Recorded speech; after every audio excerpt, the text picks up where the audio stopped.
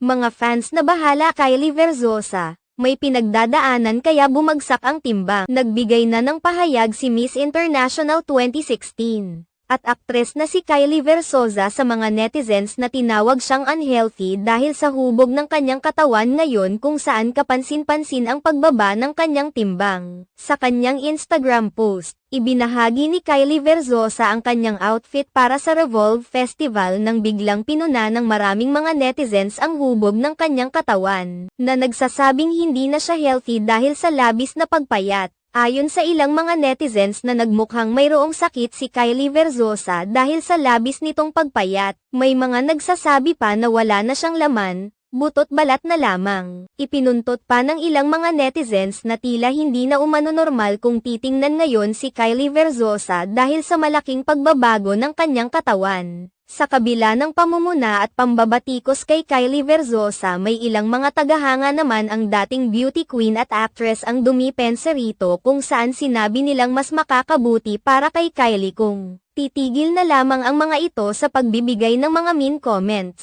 Samantala, nilinaw naman ni Kylie Verzosa ang kanyang pagbabawas ng timbang sa naging sagot niya sa ilang netizen kung saan sinigurado niya sa mga ito na malusog siya at kumakain ng healthy diet. I'm perfectly healthy and happy. I eat healthy and I take very good care of my health. It's sad to see many Filipinos judging their own. I'm super proud to come from here.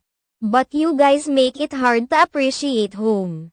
We're far behind, and yet here we are still commenting on other people's bodies, sagot ni Kylie Verzosa. It's never okay. I hope you guys are okay and just focus on yourselves and your own personal growth and well-being. Being kind to one another will always be in, dagdag pa niya. Sa kabila nito, marami pa rin ang nababahala kay Kylie Verzosa dahil tila may mali talaga rito at sa katawan nito ngayon. Napakalaki na rin umano ang pinagbago nito kaysa sa dati nitong katawan noong sumabak siya sa Miss International 2016 at nitong mga nakalipas na taon. Napakalaki na rin umano ang pinagbago nito kaysa sa dati nitong katawan noong sumabak siya sa Miss International 2016 at nitong mga nakalipas na taon.